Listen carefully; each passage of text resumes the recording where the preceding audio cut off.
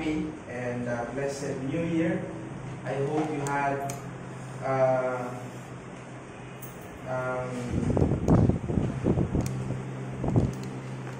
a Merry New Year celebration with your family, and I hope that we are ready to be facing God today sa pamamagitan ng pagsamba at sa substansya ng pakikinig ng mga salita ng Diyos. Sakto po ang ating magiging topic ngayon na nasa serye pa rin ng pag-aaral natin ng 1689 Confession, sapagkat ito yung mga panahon, ang pagpapalit ng bagong taon, na maraming mga tao ang gumagawa ng kanilang mga New Year's resolution. So, nire-review nila ang kanilang naging buhay sa nagdaang taon, at lahat ng mga nakita nila na tila naging mali sa kanilang pamumuhay.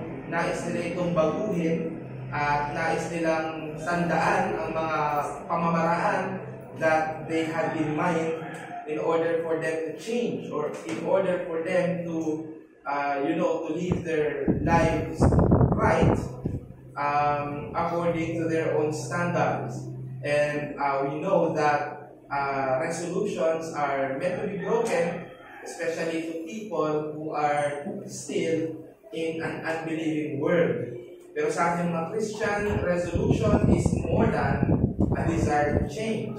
It's a desire to be right with God. That is why Jonathan Edwards had his resolution, and he wrote it into a booklet on which it is available for our access today. And sabi niya sa kanyang New Year's resolution, first resolution and second resolution. First resolution is, I will live for God. And second resolution, if others will not, still I will. So that should be the same resolution that we have in mind, especially we are now starting a new year of 2025. If you want to be right with God, always remember that the first step is repentance. And there is a genuine repentance, and there is a fake repentance.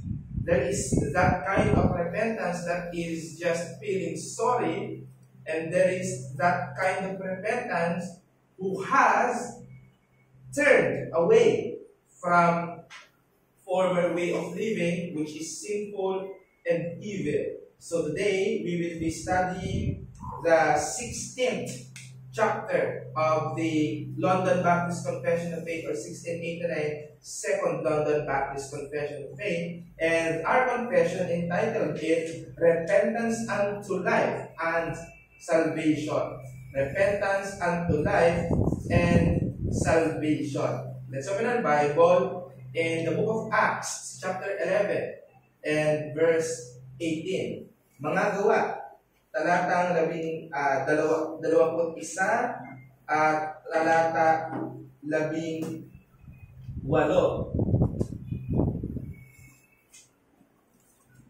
Po, ibabasahin ko sa wikang Filipino na nakabatay sa Tagalog.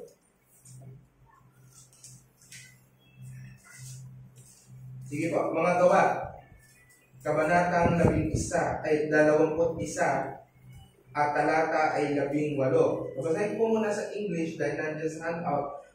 When they heard these things, they held their peace and glorified God, saying, Then hath God also with the Gentiles granted repentance unto life? This is from King James Version. And from Bibliang Tagalog, ang nakasulat dito, at nang sumunod na araw, Acts 11 pala. Acts 11:18. Tama yung binasa kong English, mali lang pagkakasabi ko. Acts 11 verse 18.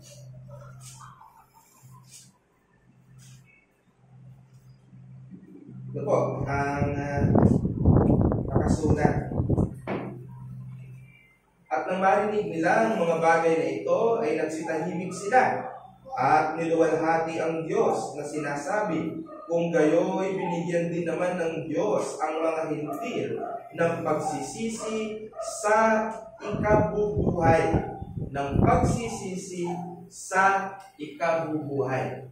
Maraming Diyos nagpapasalamat kami sa bagong taon at bagong araw na kung saan kami po ay pinahintulutan yung muli makapagtipon, maparangalan ang iyong banal na pangalan, mapasigla ang aming pananampalataya at pagtitiwala sa iyo. Sa aming po pag-uusapan ngayon tungkol sa paraan ng pagsisisi na kung saan ay pinrescribe mo sa iyong salita ay nawa manaliwa sa amin ang tunay na pagsisisi na minsan namin ginawa bilang pagtugon sa Ebanghelyo. At ito rin ay araw sa ikaliligtas ng mga wala pa kay Kristo. Nawa ma-convert ang lecture na ito bilang pantawag sa mga hindi pa kumikilala sa pagkapanginoon at pagiging tagapagligtas ni Kristo na siya lamang ang may ang ipinadala mong kordero upang maslangin at magkaroon ng kaligtasan dahil sa kanyang kamatayan sa krus. Mangusap ka nawa sa bawat isa sa iba't ibang paraan, lalo na po sa ikaliligtas ng wala pa kay Kristo Jesus. Ito ang aming dalangin sa pangalan ni Jesus. Amen. So, repentance unto life and salvation, this focuses on repentance, genuine repentance that leads to salvation, the nature of repentance as prescribed in the scriptures, and some kind of repentance that is not leading to salvation. Meron kasing pagsisisi pero hindi nagliligtas. Mayroong pagsisisi nagliligtas. At yan ang i-address natin as we go along with the topic today. But let me just give you first the historical significance, ang kahalagahan, bakit ba naging usapin ang pagsisisi. Ito ay dahil may pinanggalingan itong maling katuruan na kung saan ay lumaganap sa maraming mga iglesia bago pa ang panahon ng reformasyon. At mas lalo itong napagbigyan ng tuon nung dumating ang panahon ng reformasyon.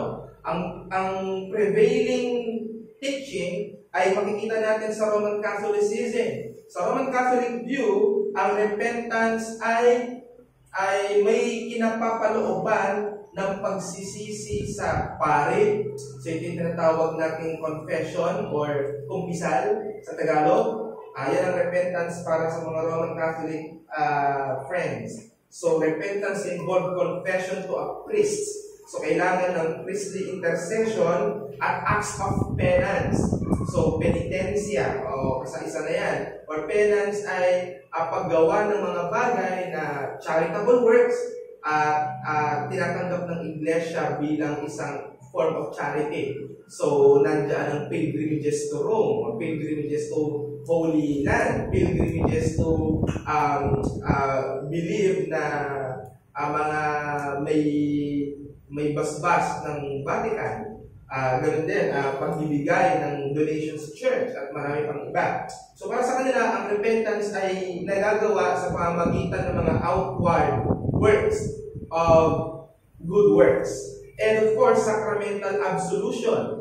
Kaya nga may tinatawag, di ba, na absolvo peccatum, kung saan ang pare ay nag-absolve ng sins sa pamamagitan ng paghingi ng tawad sa bintana ng pare.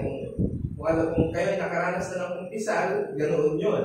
So para sa kanila, ang repentance na accepted, ang repentance na katanggap-tanggap lamang sa Diyos, ay hindi yung basta nagsasabi ko lang na nagsisisi na ako, kundi hinahaluan siya ng mga mabubuting gawa. So, para sa kanila, yon ang may merit. Yon ang may bilang. At ito ay tahasang kinundinan ng mga reformista at lalong-lalo na yan sa panahon ni Martin Luther. If I will just give you a short story of a life of Martin Luther, Martin Luther was so conscious about his sins.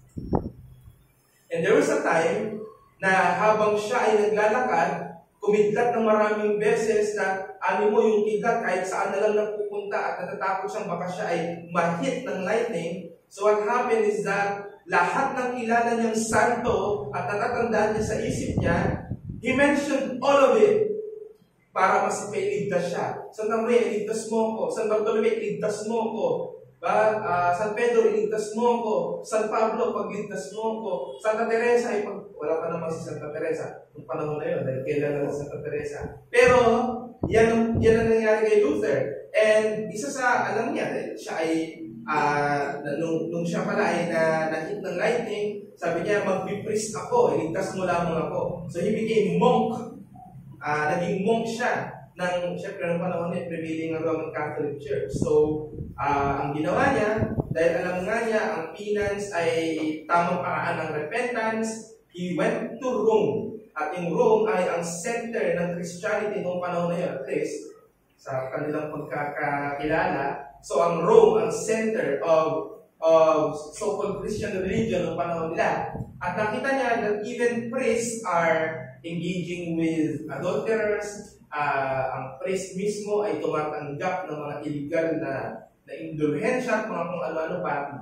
At mayroong pagkakataon na si Martin Luther ay pupunta sa isang sacred place na tinuturing nila na may mahabang hagdanan. At ang ginagawa ng mga tao doon, magbabayad ka dun sa pare na nandun sa entrada, magbabayad ka sa pare ng pera, papalista yung pangalan ng namatay. Kasi, ang gagawin mo, pag nailista yung pangalan ng namatay mong kaanak, tatanggap ka ng certificate, tapos abagin ng Maria at Ama namin kada step. So, pagdating ni Martin Luther sa tuktok, natauhan siya. Bakit ko ba ito ginagawa? At meron pa talagang merito ito. And he looked down to the people. At nakita ni Martin Luther that these people are awful. Bakit? Kasi mahirap na sila, pero they gave their last penny in the belief that they can help their loved ones pardon for their sins. So that time, pinunit ni Martin Luther yun. He went back to Wittenberg and he posted his 95 thesis. The rest is history. Now, nandito tayo, at pinag-uusapan natin yan, ang tamang paraan ng repentance. Sa Reformed view, repentance is a gift from God. Ang pagsisisi sa pananaw ng mga Reform at ating patotohanan din, pero hindi sa araw na ito, sa next part, part 1 lang ito, ang i-deal lang natin ngayon ay yung mga maling pananaw tungkol sa repentance. Pero just to give you a bit overview, Reformed view believes, or we believe, that repentance is a gift from God at ito ay hindi mo pwedeng ihiwalay sa pananampalataya. So, repentance. Kaya, ang formulation ng doctrine na natin dyan, sa System 8 Confession, repentance unto life and salvation. Now, in doctrine, we call it repentance and faith. So, ito ang dinidil ng ating pag-aaralan ngayon. So, gift from God ang repentance at hindi maiiwalay sa pananampalataya at ito ay nag-i-involve ng inward sorrow. Sinabing inward sorrow, mataimtim, nasa puso, inward sorrow for sin, and outward transformation of life. So, yung mabubuting gawa ay produkto na. Hindi siya prerequisite na para ikaw ay totoong mag-repent, gawin mo muna yung good works. Sa tamang paraan, you have genuine repentance that involves sorrow for sin and a decision to turn away from sin, and there you have the product of good works. Kaya product na siya. Now, how can we define, or how do we define repentance in biblical view? Repentance unto life and salvation is a gift from God in which the Holy Spirit, through the Word of God, makes a sinner aware of their sin or conscious of their sin, leads them to turn to God in genuine sorrow for their sins, and commit to living in obedience to Him. So ito po ang biblical na pagpapakahulugan. Pag sinabing pagsisisi, at sana mabago na ang vocabulary natin sa word na repentance from now on. Ang repentance pala na patungo sa buhay at kaligtasan ay regalo ng Diyos na kung saan ang banal na Espiritu Sa pagkakasangkapan sa salita ng Diyos. Ito naman yan. Preaching na naman yan. Diba? Church na naman yan. Ang involved dyan. Sa pamamagitan daw ng banal na Espiritu, sa pagkakagamit sa salita ng Diyos, ginagawa ng banal na Espiritu ang makasalanan na maalam sa kanyang kasalanan at tinutulak ito na tumungo sa Diyos sa pamamagitan ng mataimtim na pagdadalamhati sa kanilang mga kasalanan at desisyon na mabuhay ng may pagsunod sa Kanya. Kaya repentance is a decision. Sorry po nagpumali ako. But that is just an acknowledgement of sin, not repentance. So may mga nag-aakala na repentance yan. Pero tingnan natin ang statement ng Confession of Faith. At tingnan natin ang 1689 Baptist Confession of Faith, chapter 15, verse 3. Diba, sinasabi ng salita ng Panginoon. Ng Confession of Faith. Ang sinasabi ng Confession of Faith.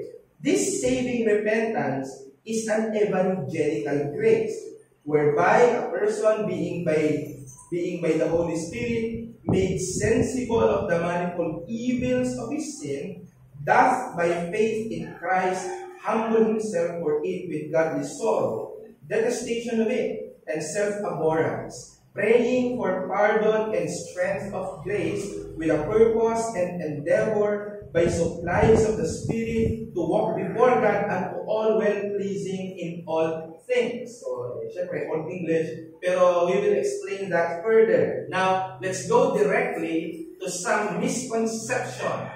Ano yung mga maling pangunawa as far as repentance is concerned? Number one, repentance means earning forgiveness. Kailangan ko mag-repent para mapatawad ako. So, yan ang unang misconception that I think ay dapat natin ma-address. If you are thinking that you need to repent in order to be forgiven by God, maganda ang nasa isip mo, pero may kailangan ayusin sa ganyang pag-iisip. May mga nag-iisip ng repentance ay paraan para makuha ang pabor ng Diyos. So, kailangan ko ng pabor ng Diyos. Kailangan kong maligtas. So, I have to repent. So, if that is the kind of motivation that you have, then there seems to be an off to that. At napaka-questionable yan. Bakit? Kasi ang idea na yan nagsasuggest na para bang ang biyaya ng Diyos responsive sa man's initiative. Parang ang grace ng Diyos susunod pa lang sa'yo kapag ka nagsisi ka. So, kailangan magsisi ka muna. Galit sa'yo yung Diyos. So, para mawala ang galit sa'yo ng Diyos, you need to repent para yung galit sa'yo ng Diyos mapalitan ng grace. Sa mababaw na evangelical, tama tunog na yun. Kailangan ko magsisi para mapatawad ng Diyos. Evangelically correct. Pero, pagsusuri ng mas malalim, may doctrines of grace tayo. We know what the order of salvation is. That's wrong. If you're thinking that grace is God's response to man's initiative to repent, that is completely wrong. Ang problema sa ganyang paniniwala, ang repentance ay parang basihan ng kaligtasan. Nagiging ang repentance mismo ang basihan ng kaligtasan. Parang formulaic. Kailangan kong mag-repent. Bakit? Kasi pag nag-repent ako, automatic isi-save ako ng Diyos. And maraming Baptist ang nahulog dyan. Tawag dyan ay fideism. Nananampalataya ka doon sa pagsampalataya mo. Kasi ginawa ko yung tamang paraan para masave. Nag-sinner's prayer ako. Nakatungan pa ako ng kamay. Nagpunta pa ako sa altar. Those acts of external works is comparable, or you can compare it with penance of Roman Catholic Church. Di ba? May kailangan akong gawin. Kaya itong mga grupong ito, mapapansin nyo, saved by grace daw. Pero yung pagsampalataya, works daw yun. Just dahil dyan sila nahulog. Di ba? So, hindi mo basta-basta makikita yan. Hindi basta-basta natin maiisip yan. Pero if you will deep dive sa ganyang idea, tama ba yun? Para ma-earn ko yung forgiveness ng Diyos, I need to repent. Tapos, pag nilaliman mo, para ang grasya ng Diyos ay mapasa akin, kailangan kong magkusa na magsisi. Not considering that repentance itself is a gift. Magiging tama ang theology mo kapag sinabi mo, kailangan ko magsisi para maligtas, tama yon. Pero you believe that even the ability to repent is God's gift. What should be the order then? God's grace was applied to you and enabled you to repent. Yan ang tama. Kaya hindi repentance ang basis of salvation, bagamat ang repentance ay tama, nararapat, pero hindi ito basis of forgiveness. Hindi ka pinatawad dahil sa pagsisisi. Take note. Hindi ka pinatawad sa kasalanan mo dahil sa pagsisisi. Pero ano po ang basihan ng pagpapatawad? Pinatawad ka ng Diyos dahil sa ginawa ni Kristo sa krus. Yun ang basihan. Pinatawad tayo dahil sa ginawa ni Kristo sa krus, hindi dahil sa pagsampalataya mo. Dahil pag ganun ang theology natin, ibig sabihin, ang basis ng salvation ay yung action na ginawa natin ng pag-repent. Let's read from 1 John chapter 1, verse 17. 1 John chapter 1, verse 17.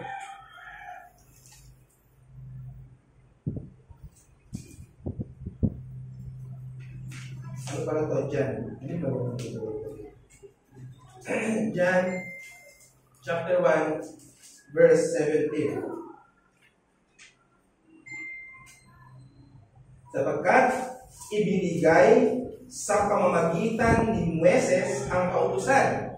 Ito, ang biyaya at ang katotohanan ay nagsitating sa pamamagitan ni Jesucristo. Sana nakasulat dyan, ang biyaya ay dumadating sa tao sa pamamagitan ng kanyang pagsisisi. Hindi, nakabase ang pagpapatawad sa mga kasalanan sa ginawa ni Jesus, hindi sa ginawa ng tao. Dinidispense lang natin mga kapatid. Ayoko ma-confuse ang bawat isa. Nagiging daan ng repentance para sa kapatawaran ng Diyos. Totoo yun. Pero I want you to understand that not repentance itself ang substance. Bakit nangyari yun? Because may nangyari na naging basis for forgiveness and repentance is just your response. Nagiging tugon na lang siya. Parang ganito, pinapatawad na kita. Ang sagot mo, maraming salamat po. Nagsisisi talaga ako sa ginawa ko. Yon ang repentance na pinag-uusapan natin na nagbunga ng kaligtasan dahil sa ginawa ng ating Panginoong Jesucristo. Kaya ang biblikal na pagtuturo, ang pagpapatawad ng Diyos ay sa biyaya. Ibig sabihin, initiative niya. Sa konteksto kasi ng tao, hindi ka patatawarin hanggang di ka naman humihingi ng tawad. Pero sa tao yun.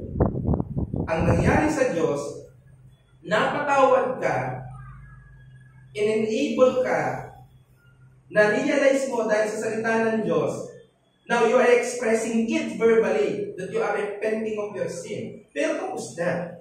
You have already been forgiven. Yan ang pagkakaiba. Now, God's forgiveness is by grace, not man's works. And repentance is a gift from God as part of God's effectual call. Kaya nga nasa regeneration pa lang yan eh. Na ginagawa ka ng conscious ng Holy Spirit sa sin, at doon pa nga lang sa point na yun, may mga areas ka na ng repentance. May mga area ka na ng sa pananaw kasi ng marami, yung big day of repentance, doon ka nasisave. Yung mga papatsi-patsi, hindi totoo yun. Pagka yung lumuhod ka na nagsabi ka, Lord Jesus, I now repent of all my sins. I accept your Lord and Savior. Ito formula. Paano kung sabihin na the moment pa lang na ikaw ay naging conscious sa sin, though you are not withdrawing all sins remaining na meron ka, and we do. Until today, kahit may nagsasabing mature Christian, malaman natin that repentance is not just mamaya pa yan. So, one-time event. So, basahin natin ang Ephesians 2:8 and 9. We all know it. For by grace are you saved through faith, and that not of yourselves. It is the gift of God. Ang kaligtasan ay sa biyaya sa pamamagitan ng pananampalataya. Nagiging kasangkapan lamang ang pananampalataya. At Acts chapter 11 verse 18 na binasa natin kanina, when they heard these things, nung narinig nila ang pagtuturo ng Ebanghelyo, they held their peace and glorified God. Anong ginawa ng mga tao? They responded. Tumugon sila sa narinig. They responded and glorified God, saying, then hath God also to the Gentiles granted repentance unto life. Ano yung confession dyan ng mga nakapakinig? Ang Diyos ang nagbibigay ng pagsisisi tungo sa buhay. So, anong ibig sabihin? Tinuturo ng Bible, repentance is not from man, but from God. Sa kantong salita, lahat na lang isinubo sa iyo. Ganyan ang ginawa ng Diyos sa atin. Hindi ka niya sinabihan, nagawa ko na ang 90%, 10%, kaya mo na yan. No, He did the 100%. At ang ginawa niya, pinaalam niya lang sa iyo sa pamamagitan ng preaching. Yan ang nangyari sa Acts chapter 11. At ang tao nag-respond, nag-rejoice, nag-repent of their sins. Yeah. So, mali ang paniniwala o confused ang paniniwala na ang repentance ginagawa natin para maka-earn ng forgiveness. Pag doon ka nang gagaling, may problema yon. Though that statement can be correct. Pero, once again, pag hindi mo tinatanaw ng repentance ay grace, diyan nagiging mali ang pananaw. Second misconception, ito, napakaganda nito, baka kasi may nag-iisip, ang repentance dapat perfectly done. Yan. Repentance must be perfect. Para bang, sabihin mo, sorry. Di sorry. Hindi, ako naniniwala sa sorry na yan. Dahil lumalabas ang hangin sa ilong. So, sa tao, we do not accept repentance na dahil you are enforced to do it or by coercion. Pero, tanong, nire-require ba ng Diyos na kapag nag-repent tayo ng kasalanan, ay perfecto ang pagkaka-repent? Yung talagang ginawa mo ng tama, nag-pray ka ng kahaba-haba. Ganun po ba? Misconception po yan. Ang view nito ay naniniwala na para ang repentance ay maging totoo at acceptable to God, dapat flawless. Dapat wala kang mamamaling masabi. Dapat hindi nakahaluan ng masamang motibo. Yan ang kanila. Kompleto at dapat walang remaining imperfection of sin. Para bang pag nag-repent ka, dapat ang motibo mo perfecto. Dapat ang motibo mo talagang may desire ka to change. Now, may problema sa ganyang view of repentance. May problema sa ganyang pananaw. Ano ang problema? Incompatible ito sa essence ng grace. Malalim ito, pero I want you to understand. Kapag sinasabi natin ang repentance dapat perfecto, yan ay incompatible sa grace. Bakit? Because grace is given due to man's imperfection. Bakit ka magdi-desire ng perfect repentance samantalang nilikha ang grasya ng Diyos o may grasya ang Diyos dahil nga imperfect ka? Grace must be perfect for the imperfect. Repentance can be imperfect and yet genuine. At makakarelate dyan ang totoong nagsisi sa kasalanan. Diba? May totoong pagsisisi, pero nagagawa mo pa din. Bakit hindi ka lang nahuhuli? Yung iba ang nahuhuli. Pero may pagsisisi. Na totoo kang nagsisisi sa kasalanan, pero nahuhulog ka sa same sin.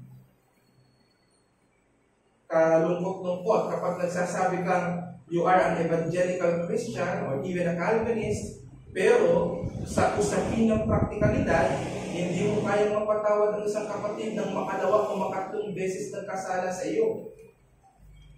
Yun nga ang kagandahan ng grasya. Kasi nga, tayo ay mga imperfect. Bakit mo sasabihin na dapat ang repentance para maging tama ay perfecto, samantalang imperfecto ka? At ang grasya ng Diyos ay nariyan dahil nga sa pagiging imperfecto mo. Kaya in our repentance, it can be imperfect, and it is. But still, considered to be a genuine repentance. Ano ba ang biblical teaching? Ang tinatanggap na repentance ng Diyos, hindi pinag-uusapan ng perfection. Ang pinag-uusapan, sincerity of the heart. Totoo sa puso. Di ba?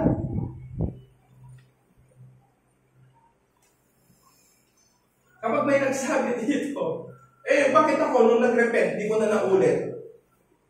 Kapag napakamapangahas mo para magsabi niyan. Anong sabi ni Juan? Dito, diba? Ang nagsasabi wala kang kasalanan ay ginagawa mong sinungaling ng Diyos. Kaya ang issue na dyan ngayon, sabi ng Diyos, hanggang ngayon makasalanan tayo. O it's either ikaw o ang Diyos ang sinungaling. At syempre sa timbangan de justisya, hindi ka naman mananalo sa Diyos. It is a foolish thing to think that you can compete with God. Mas hangal pa yon sa isang taong nag-iisip na makalipad gamit ang kamay. Yung mag-isip mo na kaya mong manalo sa Diyos. Can you remember Jonah when he fled to Nineveh? Diba? He thought he can escape from God. Paano nagpakita ng kapangyarihan ng Diyos? Nagpadala siya ng unos. Inabol siya. Kaya ano ang sabi ng Numbers 23? Be sure your sins will find you out. Kung meron kang hindi mapagtataguan, kapatid, sinasabi ko sa iyo, ang Diyos. Kahit doon pa magtago sa hindi na nadedetect ng GPS, still, malapit na malapit sa iyo ang Diyos. As far as God's omnipresence is concerned. Right? Now, mga kapatid, hindi kailangan ng perfecto. At hindi natin magagawa yan. Ang kailangan, sincerity. Why? Because God looks at the heart and accepts repentance that is genuine. Maiintindihan mo mga tao, bakit naghahangad sila ng perfection? Because they cannot see the heart. Kaya para sa atin, ang katanggap-tanggap na nagsisisi, tinigil mo na yung masama. Di ba? Ay, kapag hindi mo tinitigilan, ibig sabihin, hindi ka totoong nagsisisi. Yan tayo nang gagaling. Pero ang Diyos, nakakakita ng puso. Alam ng Diyos, hindi kaya ng tao yung gusto niyang pagbabago sa ganang kanyang sarili. Pero as long as God can see the sincerity of the heart, product of faith, that repentance that is filled with imperfections is acceptable to God. Ang ganda. Ang ganda. Bakit? Kahit gaano pala kadungis ang aking sarili, tatanggapin ako ng Diyos as long as my heart is sincere. Pwede kang hindi tama. May maling motibo. Pero lumalapit ka sa Diyos ng totoo. Nagsasabi ka, Lord, tinan mo hanggang ngayon, dinidecide ko yung sin na ito. I know it is wrong. But I want you to change me. Yan ang cry ni David sa Psalm 139. Search me, O God, and know my heart today. At ang pinakasundulo ng kanyang prayer, let not thy Holy Spirit depart from me. Sana ganyan din ang ating maging design, mga kapatid. Don't mind people na hindi naniniwalang ikaw ay repentant. Diyos ang mag-judge sa'yo ng totoong repentance. Pwedeng magduda ako, akin na lang yon. Pero, alam ko sa sarili ko, you can be right or wrong. Why? Because the issue is, I cannot see your heart. Only God can see your heart. Kaya pagdating ko sa usapin ng repentance, don't judge. May iba tayong battle. May iba tayong battlefield na pinanggagalingan. Pero isa ang paraan para makarating ka sa kaligtasan, at yan ay ang sincero pagkilala kay Kristo sa pamagitan ng pananampalataya at pagsisisi. Ang hinihingi lang, pagsisising tapat sa puso. Kasi hindi mo kayang magsisi ng perfecto. Kaya yung nagsasabi, totoo, saved by grace. Pero dapat, nung nag-repent ka, talagang yung pag-repent ko, dapat talaga totoo at perfecto. Walang masamang motibo. Hindi ko totoo yun. That's a fairy tale. If you can understand man's total inability, hindi pwede yun. Alam mo yun, papasok ka, para bang ikaw ay isang baboy na galing sa titikan. Pinipilit mong linisin yung kwadra mo, samantalang ang paa mo'y putik na putik. Kaya kahit anong punas mo, yung pinatapakan mo, nadudumihan naman siya ulit. How can you perfect then? Yourself or your standing with God. You cannot. But the good news is, that is the very essence of grace. Kasi nga, you are imperfect. Hindi mahalaga kung perfect ang repentance mo. Ang mahalaga, perfect yung grace ng Diyos sa atin. Luke chapter 22. Kasi, bakit natin basahin yan? Kasi, bakit tinatanggap ng Diyos yung repentance kahit ito ay imperfect, basta genuine? Kasi, ang ating buhay ay puno pa rin ng mga lingering struggles with sin. Alam mo ba, ang sarap magsimba na alam mong ikaw ay may mga kasalanan pa rin. Bakit? Kasi you will go to church because ito ay sure na helpful sa iyong personal holiness. Dapat ang tatamay sa church yung complete na yung sanctification. Pero kailangan, wala na akong sin. Ang problema, walang makakarating sa atin doon habang tayo ay nasa buhay na ito. Luke chapter 22, verses 31 and 32. Ito po sabi, Simon, Simon, ang nagasalita rito ay si Kristo, kay Simon Pedro, Simon, Simon, narito, hiningi ka ni Satanas upang ikaw ay maliglig niyang gaya ng trigo. Datapwat, ikaw ay ipinamamanhik ko na huwag magkulang ang iyong pananampalataya, at ikaw, kung makapagbalik ka ng muli, ay papagtibayin mo ang iyong mga kapatid. Hindi mo dito makikita yung gusto ko sabihin, Pero, sabi ni Kristo, huwag magkukulang na yung pananampalataya. But that is exactly what San Pedro has done. He betrayed Jesus worse than Judas did. Si Judas ang message lang si Judas ang sisipay, babalik pa yung 38 pieces of silver. Di ba? At sa pera, ang pagsisisi niya, hindi repentance unto life, kundi repentance unto death. Dahil nagpatiwakal siya eh. Kaya nga sa Acts chapter 1, di ba, yung, alam niyo yung aselmada,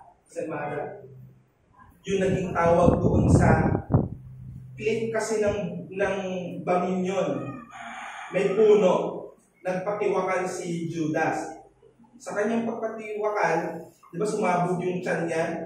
At yung mga laman loob niya nagkalat dun sa lupa at punong-puno ng dugo. Kaya tinawag na Aseldama yun. Kasi filled with blood. Mula nung wala nang nagtayo ng bahay doon, walang kumira doon, walang naglagay ng hayop doon. Dahil cursed yung ground na yun. Doon nakarating yung repentance ni Judas. Hindi saving. Bakit? Kasi ang nangyari kay Judas, naawa siya. Pero kapos yun. Naawa ko yung Jesus. Nagsisisi na ba ako? No. Para ka lang si Judas. Pero si Peter, 3 beses tinanong, kasama ka ba nun? Di ba kasama ka nun? Di, wala na yan. He betrayed Jesus, and then upon his 3rd betrayal, anong ginawa? Yung manok nagtitilaok.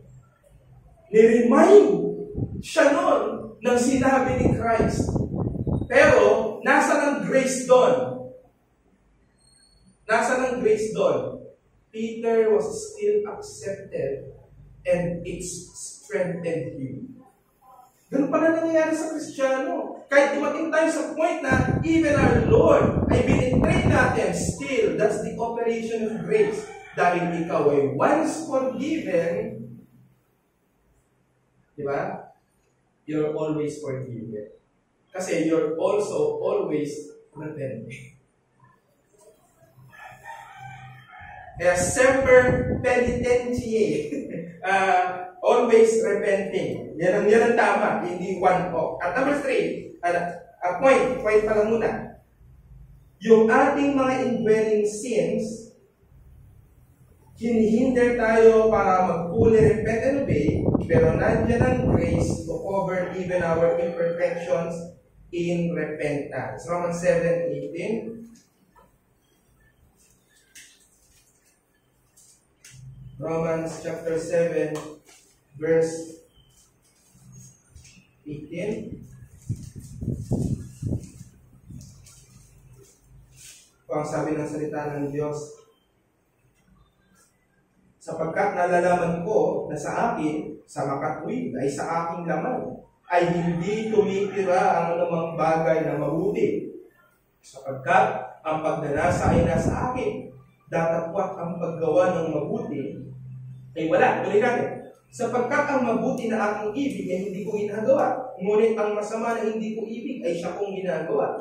Datapwat kung ang hindi ko ibig ang siya kong ginagawa, ay hindi na ako ang gumagawa nito, kundi ang kasalanan tumitira sa akin. Kaya nga, nasumpungan ko ang isang kautusan na kung ibig kong gumawa ng mabuti, ang masama ay nasa akin, sapagkat ako'y nagagalak sa kautusan ng Diyos, ayon sa pagkataong loob. Datapwat nakikita ko ang ibang kautusan sa aking mga sangkap, na nakikipagbaka laban sa kautusan ng aking pag-iisip, at dinadala kong bihag sa ilalim ng kautusan ng kasalanan na nasa aking mga sangkap.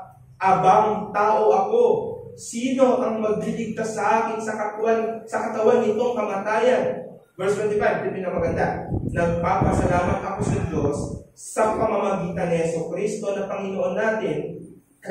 Kaya nga tunay kong ipinaglilingkod ang aking pag-iisip sa kautusan ng Diyos, datapwat ang laman ay sa kautusan ng kasalanan. Ano ang pinagpapasalamat ni Apostol Pablo dyan? O ni San Pablo, ang pinagpapasalamat ni San Pablo dyan, napakasimple lang. Given na tayo ay napupol to sin repeatedly. Pero ang response ng Diyos dyan in repentance sa part natin is that He always forgive. And He sanctifies us. So, ano ang problema? Kung nagkasala ka. Oo, nakakalungkot. Oo, mali. Oo, you deserve to be disciplined by the Lord. Pero, ang wag na wag natin maiisip when we fail to sin is that hindi na ako karapat-dapat. Hindi na ako tutuloy.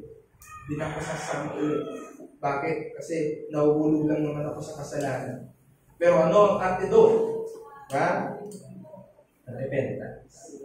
Number 3, yung paniniwala na ang repentance ay isang beses lang dapat ginagawa. Mga buwan na ganito po muna.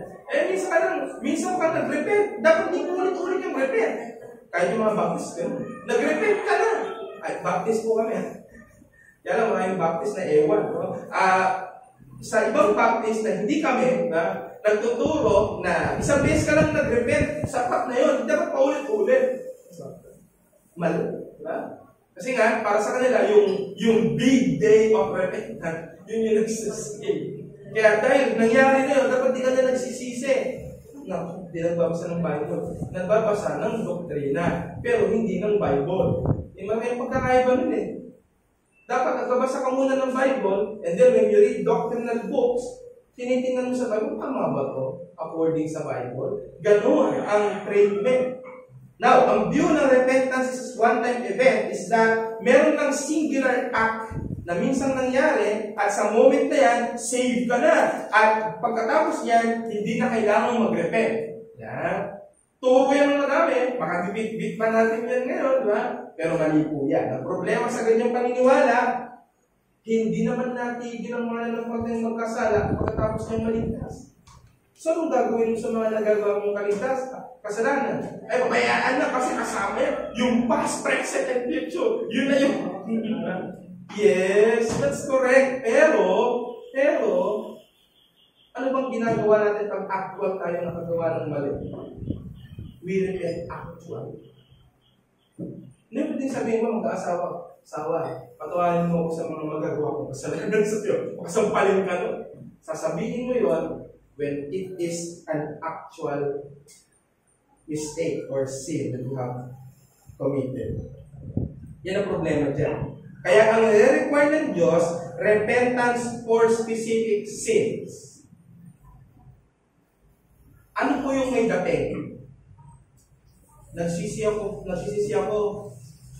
ano man ang kasalanan nakita mo sa akin? Ha? Ano mang kasalanan nakita ko sa iyo? Anong kasalanan nakita mo sa sarili mo? Yan ang question. I feel off whenever I hear that in prayer. Patawarin niyo po kami sa mga anumang kasalanan nakita mo sa amin. You should know your sin. Huwag mong uutusan ng Diyos na, Lord, alamin mo nga ano yung mga kasalanan ko. You should specify your sins. Lord, patawarin mo kami sa mga kasalanan na alam ko at alam mo na nagawa. Ang word na anuman, parang hindi mo alam. Pero baka may alam yung Diyos. Though, correct, meron kang mga sins na nagawa unaware, pero that is still an off language. Kasi ang impression nun, alam mo kung ano impression nun? Hindi ka responsable sa kasalanan mo. Hindi mo niya alam. Kaya yan ang problema sa ganyang teaching. At tandaan natin, there is an ongoing sanctification. Ongoing po yan at work. Kaya malamang, dahil ongoing ang sanctification, daily din ang repentance. Yung 1 John 1:9, if you confess your sin, hindi yan yung pagkukonfess para maligtas. Basahin natin yung 1 John 1:19. Ay, 1:9 pala. Mali. Verse na sa isa. 1 John chapter 1, verse 9.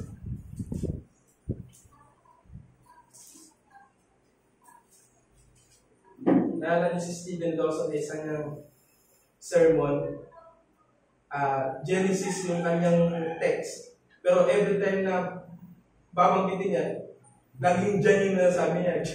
Dyan. Di ba? Yan ang problema talaga pagka naging overconfident sa pagmamaster. Hindi naman tayo ng sarili sa ibang bagay.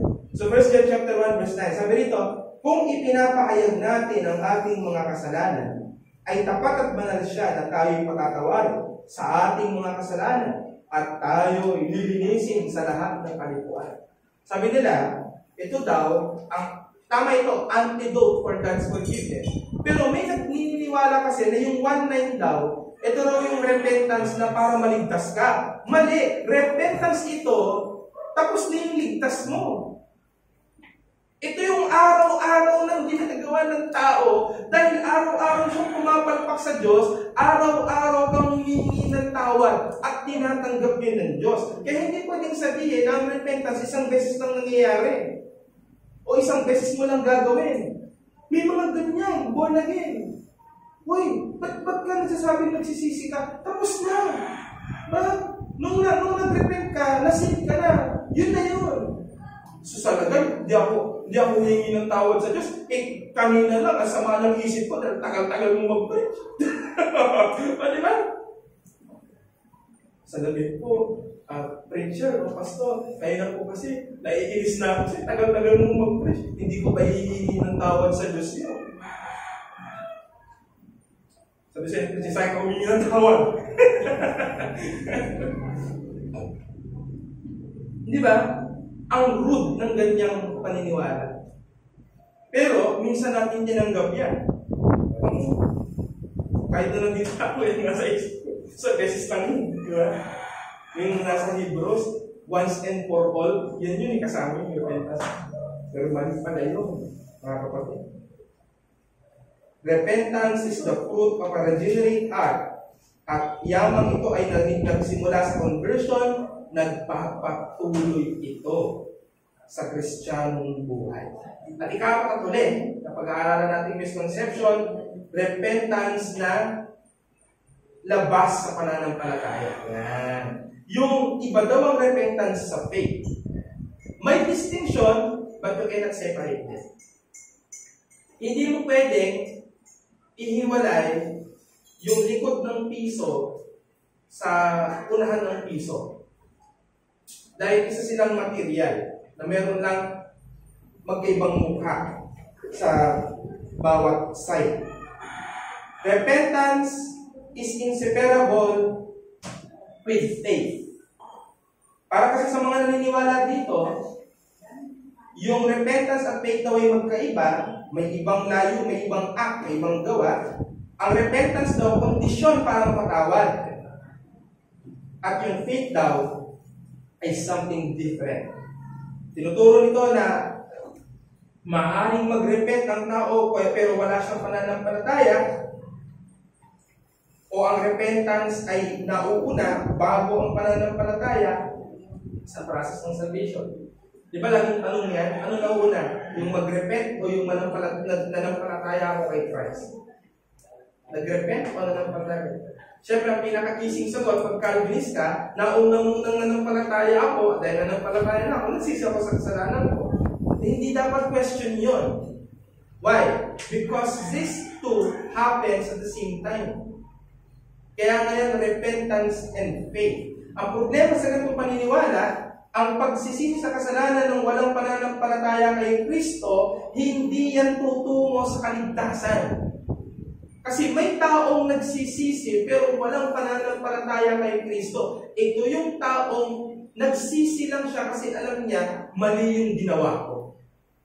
But again, acknowledgement lang yan ng sin. At hindi pa yan repentance. Repentance is when you come to the point that in your conviction of sin, you decide to turn away from it for God. Yan ba ang ginawa ni Judas? Hindi. Saan ang ginawa ni Judas nung nagsisi siya? Ay sumama siya sa mga apostol na namimighati kay Kristo. Pero hindi. He went the other way. Bakit? Iniiwasan kasi talaga niya ang pagsampalataya kay Kristo. Ganyan ang nangyayari sa mga taong nagpapakita ng sign of repentance pero walang pananampalataya. And church, please beware sa ganyang mga tao. Nalalapit at magpapakilala sa atin, nagpapakita ng mukhang nagsisisi, ang hahanapin mo sa kanila, nananampalataya ka ba kay Kristo? Dahil pag hindi, repentance gaya kay Judas lang yan.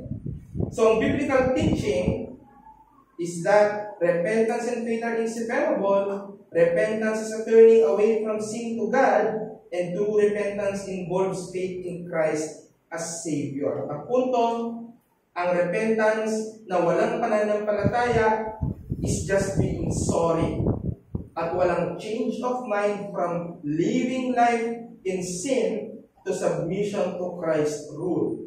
And let me end or pause sa sinabi ni Martin Luther sa kanyang first point ng kanyang 95 thesis. Sabi ni Martin Luther, when our Lord and Master Jesus Christ said, repent, He willed the entire life of believers to be one of repentance. Nung sinabi daw ni Kristo, repent, hindi ibig sabihin niya isang beses, kundi buong buhay ng pagsisisi.